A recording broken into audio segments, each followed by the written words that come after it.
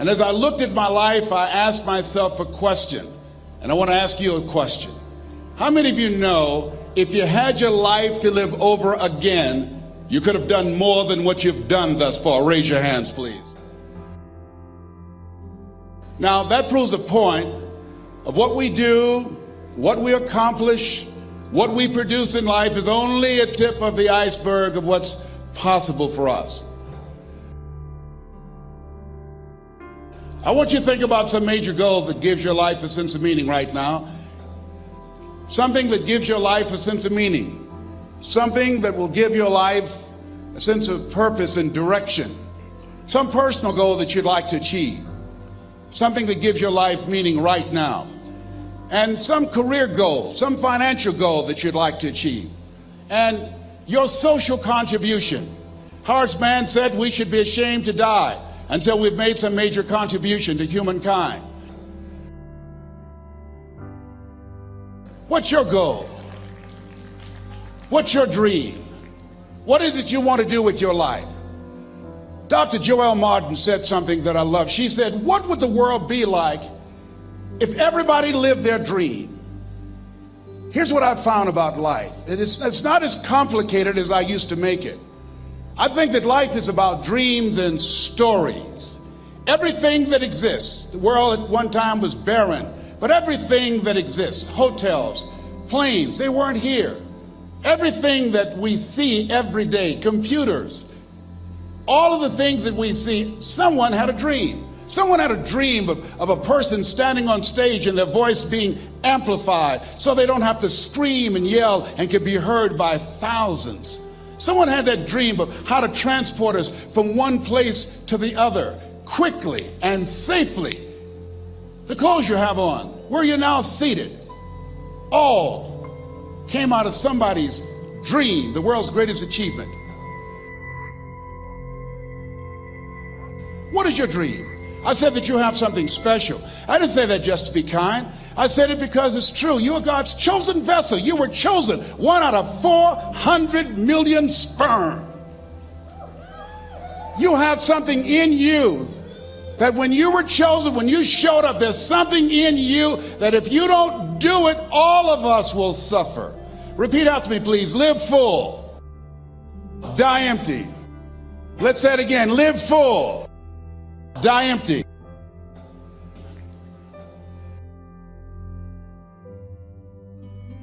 The ideal situation for a man or woman to die is to have family members praying with them as they cross over.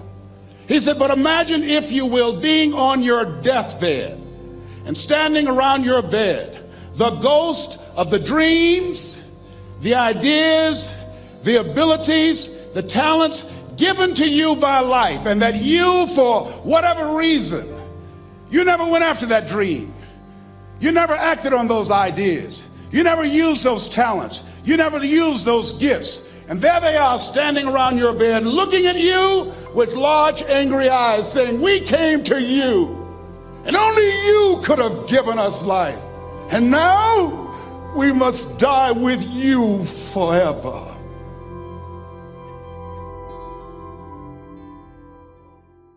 I was riding with a friend the other day, and I know this friend of mine who has been working on a job where she's been miserable for a long time. She was telling me about how she was miserable on the job and how she was so unhappy. So I said, if it's that stressful and if it's causing you that much pain, I say, why don't you just quit and do something else? And she said something that really put her in the chorus line with a lot of other people. She said, I would, but. And then I started thinking about that. I said, let me take a poll. So I started talking to other people, and I would ask them what they were doing. And I said, but is that your passion? And they would say no. I said, then what's your real passion? And they would tell me what their real passion was. Then I said, well, then why aren't you doing what you really want to do? Oh, I can do it, but. And they would continue on. So this word, but just kept on coming up. And then it also has some friends like woulda and coulda and shoulda. And one day I'm going to have my own business. Those people who talk about one day I'm gonna. Some of y'all know some of those one day I'm gonna people. Raise your hand. Some of you get up in the morning and look in the mirror at that person. I just tease it, all right? So how is it that many times we block ourselves and we use these words almost like we're in a trance, like we're sleepwalking through life, that we find ways to cancel out our dreams? And I think that but is a dream killer, that a lot of things that we want to do, a lot of places we would like to go, a lot of things we would like to experience, and we just stop at but, and we build a case. In fact, I was reading something the other day that talked about but. It says but is an argument for our limitations, and when we argue for our limitations, we get to keep them. See, but will cause you to procrastinate, but will cause you to hide out behind fear, but will cause you to come up with all type of excuses that you can validate your inaction and not acting on your dream. And right now, more than ever, people need to look for ways to live their dream. People need to look for ways to make it on their own. There is no such thing as job security. There's no such thing as a storm-proof or tragic-proof life. There are no guarantees today, ladies and gentlemen. The illusion is gone. There was a time when we graduated from high school, you were told, go to college and get out, and you go and work for a corporation for 30 or 40 years, give your gold watch, and you'll retire.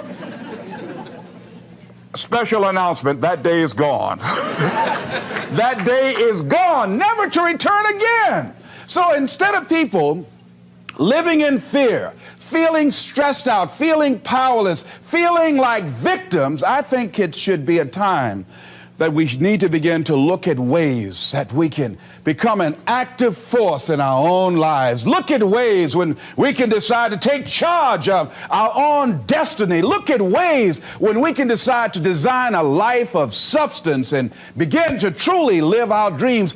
And it's time for people to decide, I'm ready to get on with my life. Shake somebody's hand on your right and left. A guy named Bob May say this, don't let nobody turn you around. Do that right quick.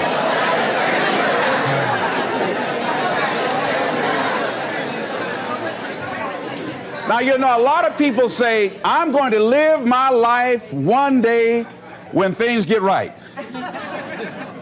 When I get all my bills paid. When I get my feet on the ground. I say, what have you been walking on? See, there are no problem-free moments. A guy named Dimples had a record one time called, If It Ain't One Thing, It's Another. And I say, if it ain't one thing, it's 12 others. Always something there to build a case on why you can't move on, why you can't grow to the next level, why you can't begin to manifest your greatness, why you can't begin to live life on your terms. Always something there to block you, to keep you where you are, and keep you from beginning to develop your true greatness. Always some fear. How do we handle it? And I'm saying that if you've been hiding out behind but, if you've been using the fact that you don't have enough money or you don't have the education, take it head on. Go get the education.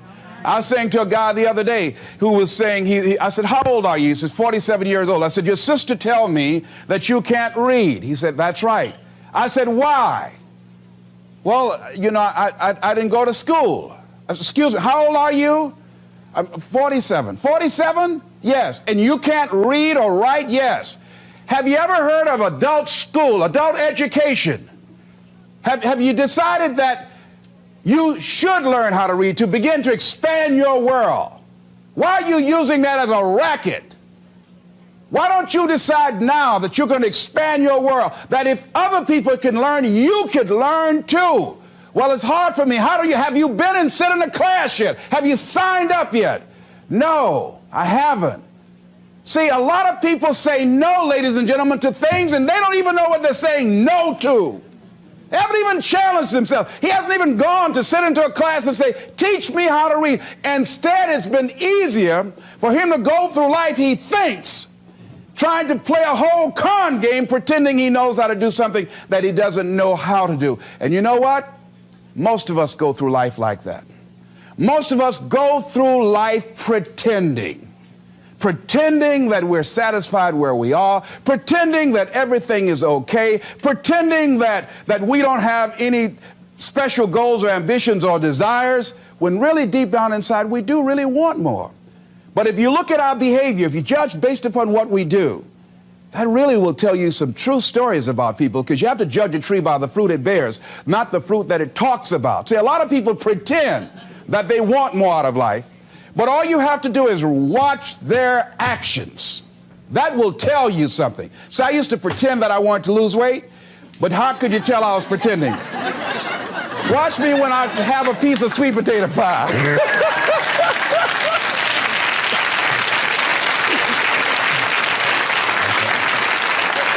Let me get within walking distance of some peanuts, some potato chips. See, I was pretending that I really wanted to lose weight. No, all you do is watch what I eat. I'll tell you what I'm seriously committed to. People will tell you, oh yeah, one day I want to have a restaurant. See, they're pretending they want to go into business for themselves. They're not serious. How can you tell, Les? Watch their actions. Watch what they're doing. The proof is in the pudding. So if you want to do something, if you thought about something you want to do, take it head on. Decide that you're going to start looking at it, start doing research on it, start tackling it, start becoming involved in whatever and wherever it might lead you, to begin to explore the possibilities in that particular thing that you're seeking, so that you can begin to learn all you can about it. Decide that you're going to face it, that whatever shortcomings you have, that you're going to strengthen yourself there. Whatever training that's required, that you're going to go get that training, that you're going to get started right now. George Washington Carver would say, do what you can where you are with what you have and never be satisfied. S.B. Fuller used to say, and you heard Joe Dudley talk about, always strive to be more than that which you are. Yeah, don't get satisfied with yourself. Always know that wherever you are, you can enjoy more, that you deserve more. But most people, you know what they do? Most people go through life quietly and safely tiptoeing to an early grave. Find out what it is you want and go after it as if your life depends on it. Why? Because it does. People that have found their passion, people that found the things that they love, people that have found the things that they can pour their lives into, those people live longer. I was in New York and I had to do a seminar at a special church, and a guy by the name of Reverend Johnny Youngblood. And I said, how is it that you were able to build this big housing facility and got all of the various community and religious groups together to have this dwelling for 2,000 residents that were once homeless? How were you able to take on this responsibility? Wasn't it overwhelming? He said, the kind of work I do, he said, it's in me. I've got to live what's in me. And I think that's everybody's desire in life. You got to live what's in you. Life is just too short and unpredictable. But what do we say? But there always be tomorrow. Oh no. There's no guarantees you're going to show up tomorrow. There are a lot of people who were here yesterday that they're not here today. There are a lot of opportunities that were around yesterday. They're not here today. Oh, you can wait, but you know what Abraham Lincoln said? Well, good things might come to those who wait, but only the things that have been left over by those who hustle.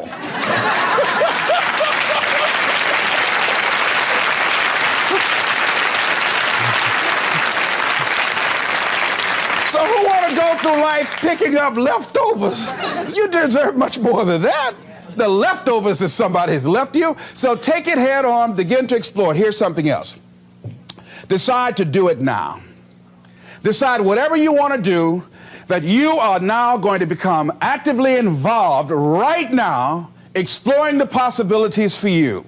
That you're going to look at it and do just a little bit of it right now. When I decided to become a speaker, I didn't just quit my job and just ran out and say, I'm a motivational speaker. No.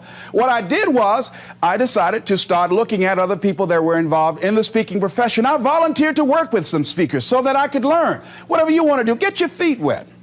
Gain some experience doing some volunteer work in the area and find out whether or not this thing you want to do will fit for you. A friend of mine told me he wanted to have a restaurant. I said, have you ever operated a restaurant before? He said, no. I said, well, really, you don't even know if you want one.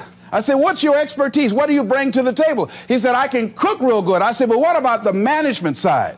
What about the business part of the restaurant? You're not going to be cooking all the time. Somebody's got to receive the money. Who's going to manage the personnel? He said, you got it right. You got a point there. So this guy got a job in a restaurant in the evening time on a part-time basis. After doing that for a while, he said, you know what? I think I just want to be a chef. He He said after working there, people didn't show up to work. He said it's hard to find the help. People weren't responsible. The headaches, the guests were just giving him problems day in and day out. They weren't ever satisfied. He said, no, I just think I'll stick to cooking. See, you got to find out what fits for you. Because you might decide that after you go up in there and examine it and experience it and get some experience under your belt on it, well, you say, this is really not what I want. This does not fit for me. So decide that you're going to do that. Now, John H. Johnson said something that's very important. He said, there's no defense against an excellence that meets a pressing public need.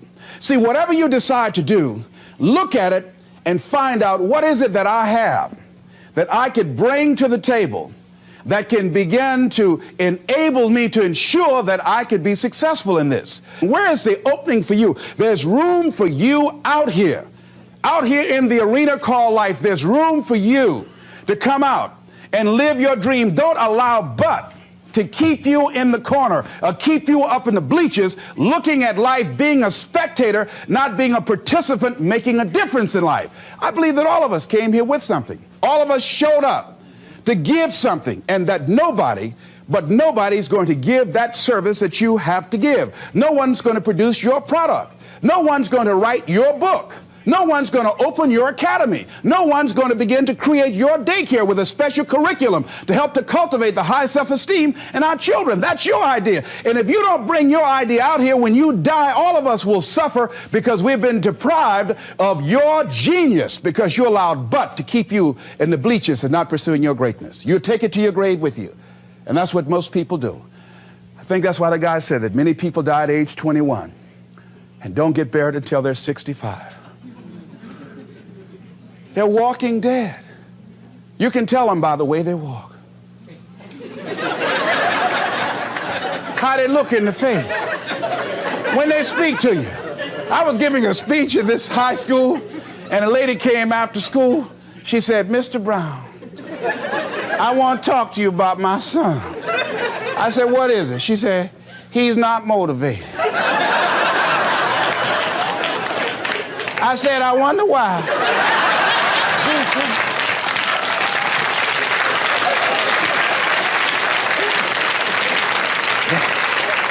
You got to have energy, ladies and gentlemen.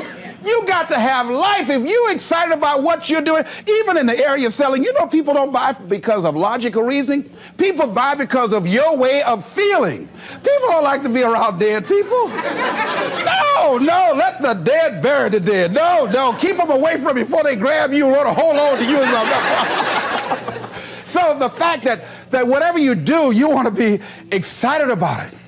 You want to have the kind of excitement that is so contagious that people want to be around you. Because whatever you're doing, whatever you talk to people about, this particular idea that you have, they're looking at you and they want to know, do you believe it? And are you the kind of person they want to be in business with? And if you're not positive, if you're not energetic, if you're not fired up about it, how can you expect anybody else to be fired up about your idea? Am I right?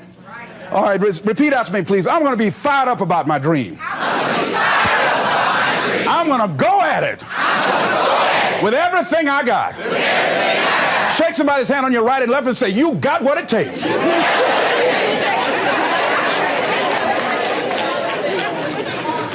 There are a lot of people who say, but I tried once or twice and it didn't work out. And so they use that as an excuse not to ever come out again. Guy said, if at first you don't succeed, you're running about average. So if you have come out here with an idea and it didn't work out 2 or 3 times, well, that's all right. You're running about average. You know, I heard something, a jarring question. It says, why is it that people prefer known hells to unknown heavens? You know why? Because it's comfortable, ladies and gentlemen. I remember I was in a service once, and I heard Dr. Johnny Coleman give this example. She talked about a man who had been captured behind the enemy lines in a war and was sentenced to be killed or another option. The captain said to the guy, listen, He said, tomorrow morning at 6 o'clock, you can face the firing squad, or you can go out this door over here. And the guy said, what's out the door? He said, no one knows. All we can tell you is just unknown horrors. He thought, and the next morning he selected the firing squad. After the shots rang out, the captain's secretary said, what's beyond that door? And he said, freedom. But very few people would select to do it because it's unknown. See, a lot of people never live their dreams. A lot of people never do the things they want to do. A lot of people stay on jobs where they're miserable. I read an article called, Is Your Job Making You Sick? A lot of people, some of y'all know about that already here. So go on and say amen, it's all right. That one lady told me, she said, when I used to go to work, she said, when I stepped in the door, it felt like a refrigerator dropped on my shoulders. How many of y'all understand that kind of feeling? They were miserable, just hated to go after 60 minutes on Sunday afternoon. Or come Monday morning, my head used to throb. I just couldn't take it. Didn't want to go sometimes just for the heck of it. I just drive on by. Whew, I used to hate to go to work. Many of us choose an active living death. Many of us are walking dead. The walking dead. That we're not doing what we want to do. Many of us stay in relationships where we're dying together rather than growing and expanding and living together. We're miserable, but because we don't have the courage to see ourselves beyond that relationship that has turned toxic, we go through life living dead people. And you can always tell couples that have been together for a little while. Go in a restaurant, the ones sitting side by side, giggling and talking to each other, feeding each other with their fork and spoon, they just got together for 1 week. You see them in the car, they're sitting all up each other, hugging and slugging. Oh, they've been together about 3 days, all right? But if you see people sitting in a restaurant, see a couple, and they're sitting in front of each other. Takes so long for this food, I wonder when they're going to hurry up. Those are the married ones. Oh, but what if I know people have been married for years, living in 2 separate rooms, sleeping in 2 separate beds? Well, it's cheaper to keep it. Not necessarily. It's according to the price you want to pay. See, the price of peace of mind, the price of living the truth, of being honest with yourself and say, wait a minute, it's got to be more than this. So you've got to decide, wait. Even if things don't work out, even if I experience defeat or failure, that does not make me a failure. It's a difference between failing and being a failure. If things don't work out, if you don't produce the results you want, that's all. But don't confuse who you are with the results that you produce. I used to be a state legislator in Columbus, Ohio. And I remember once I was going to introduce some legislation on the floor, and after getting that legislation passed, a guy came up behind me, and he had some legislation that I opposed him on that. And I was about to stand up to debate this guy, and the guy next to me said, excuse me, don't debate that guy. Why? Do you know who that is? I said, no, that's Will Kosky from Toledo. That's a bad dude. He's a lawyer, Les. That man can debate. I don't care. I'm Les Brown, Mamie Brown's boy.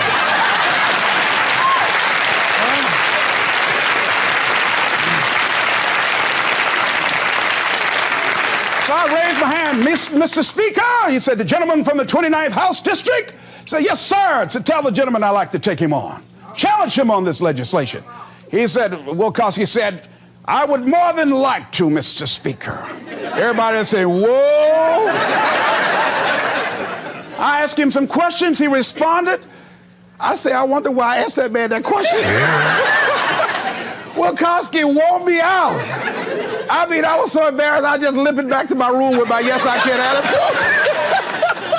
However, here's what I learned. When you win, see, if I win a debate, I win because of what I know. when I lose because what I don't know. So I had to check out, what is it that I did not know? I wasn't prepared. I did not do enough research. I did not do my homework. So he handled me like he wanted to. So I came back again. I waited on some other legislation, did my homework, but he was more than able to take me out again. But pretty soon, each time it would become a little bit more difficult and a little bit more difficult. And the older guy said, would you argue in behalf of this legislation for me? I said, sure. I started volunteering to do work in the legislative committees for the older guys. I said, absolutely.